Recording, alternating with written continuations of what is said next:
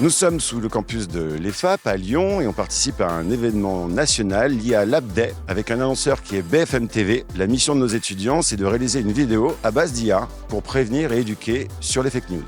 Aujourd'hui, face à la défiance des Français un peu grandissante envers les médias et de la prolifération des fake news, notamment générées grâce à l'essor de l'intelligence artificielle, je trouvais ça très intéressant, pertinent et passionnant d'associer la marque BFM TV à ce challenge, surtout de prendre conseil de la part de ses étudiants en communication pour pouvoir informer le grand public. Pour moi, c'est important de se former au sujet de l'intelligence artificielle car dans notre vie de tous les jours et de plus en plus, elles sont vraiment partout. Pouvoir être formé sur ça, ça permet de pouvoir mieux les utiliser et aussi les comprendre. Pour ma carrière future, c'est vrai qu'on va beaucoup entendre parler encore du coup des IA, des réseaux sociaux. C'est vraiment quelque chose qui est au cœur de l'actualité. Et le fait de s'être préparé, ne pas avoir peur à l'utilisation de ces outils, c'est vraiment quelque chose qui va me permettre de les utiliser et de bien les utiliser. Et donc vraiment, j'apprécie travailler sur ces sujets-là au moment où je suis en pleine étude et ne pas découvrir ce sujet au moment où je serai dans le milieu professionnel. C'est la première fois que je faisais ça avec une école. Après, on a souvent des étudiants et des étudiantes de l'EFAP, nous en stage et en alternance. Donc voilà, je connaissais aussi un petit peu le niveau